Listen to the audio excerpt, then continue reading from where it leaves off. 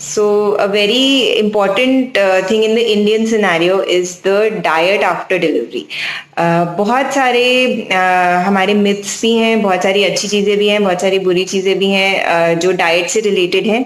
जब कोई लेडी को डिलीवरी हो जाती है तो एक तो बहुत सारे इंस्ट्रक्शंस होते हैं कि आपने ये नहीं खाना है और ये खाना है, और आपने ये खाया इसलिए बच्चे को पेट में दर्द हो गया, इसीलिए उसको डायरिया हो गया, इसीलिए उसको गैस हो गया। तो ये बहुत सारे मिथ्स हैं। जबकि अगर हम देखें तो आपके पेट के रास्ते से और आपके ब्रेस्ट मिल्क में कोई कनेक्शन नहीं है। तो अगर आपके कुछ खाने से भी मतलब अगर कई बार आपके बच्चे को लूज मोशंस हो जाए या कुछ, तो मदर्स बहुत गिल्टी फील करती हैं शायद हमने कुछ गलत खा लिया था, पर ऐसा नहीं है। बच्चे को अपने आप ही उसका अपना डाइजेस्टिव सिस्टम होता है। अगर आप मिक्स्ड फीडिंग करते हैं तो कई बार उसको स्टमक प्रॉब्लम्स आते हैं। सो कोशिश करिए कि आप एक्सक्लूसिव ब्रेस्ट फीडिंग करें, या अगर आपको टॉप फीड देना भी पड़ रहा है तो उसको अच्छे से साफ सफाई से दीजिए ताकि बच्चे को इन्फेक्शन ना हो।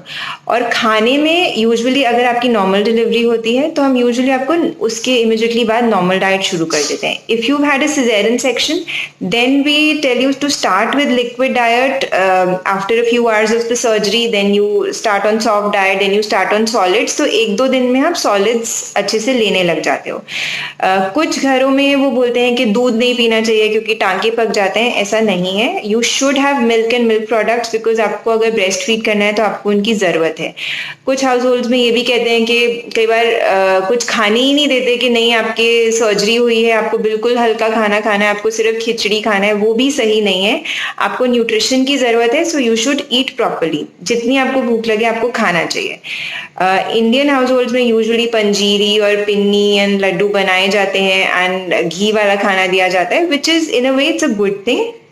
बट जितना आपसे डाइजेस्ट किया जाए आप उतना लीजिए। अगर आपने अपने प्रेगनेंसी में बहुत ज़्यादा वेट गेन किया है या आपका वेट ऑलरेडी बहुत ज़्यादा है तो आप उसको केयरफुली लीजिए, बिकॉज आपको ही बाद में ये वेट लूज करना पड़ेगा।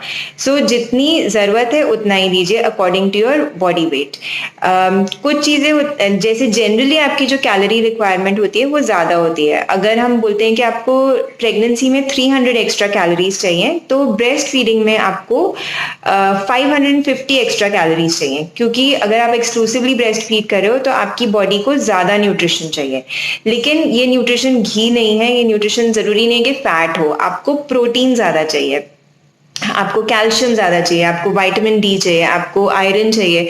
सो आपको न्यूट्रिशन ज्यादा चाहिए, आपको फैट इतना ज्यादा नहीं चाहिए। तो आप उस तरह से केयरफुली खा सकते हैं। यूजुअली हम आपको एक डाइट प्लान देते हैं जब आप डिलीवर करके घर जाते हैं। लेकिन कुछ क्योंकि हर घर में अलग ट्रेडिशंस होती हैं और आपको कुछ खाने को दिया जाता है, कुछ नहीं दिया जाता है। So you go at your own pace. जिस खाने की चीज से आपको खुद स्टमक अपसेट होता है, क्योंकि आफ्टर अ सर्जरी आपको एंटीबायोटिक्स भी चल रहे होते हैं, आपका भी पेट सेंसिटिव होता है, तो अच्छा है कि आप हफ्ते भर तक हल्का खाना खाएं, बट उसके बाद you should start eating everything which you can digest well.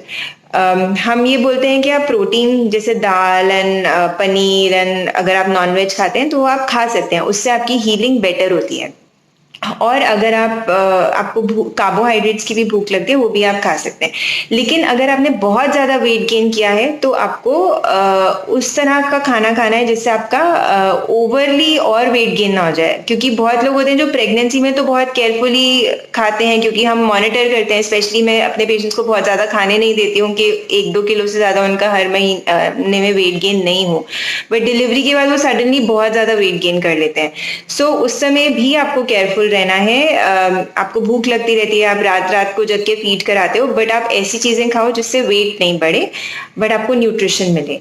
Also आपको एक्स्ट्रा आयरन चाहिए, आपको कैल्शियम चाहिए जो हम आपको देते हैं। And calcium and vitamin D supplements हम आपको ब्रेस्ट फीडिंग के ड्यूरेशन तक रेगुलरली आपको खाने चाहिए। और अगर आप नहीं खाते हो तो आपको वीकनेस आ जाती है, बिकॉज आपके ही बॉडी के कैल्शियम को आप मिल्क में रिलीज करते हो। सो आपकी बोन्स वीक हो जाती हैं, जो आपको बाद में समझ आता है।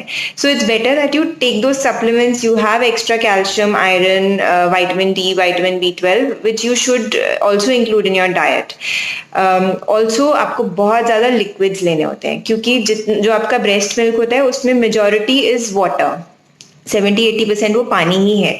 तो अगर आप पानी कम पियोगे तो मिल्क भी अच्छा नहीं आएगा, आपको कॉन्स्टिपेशन भी होगी, और वैसे भी आपके मतलब हेल्थ के लिए भी बेटर है कि आप 3 लीटर्स एक्स्ट्रा लिक्विड्स लीजिए। So you have to have a lot of liquids.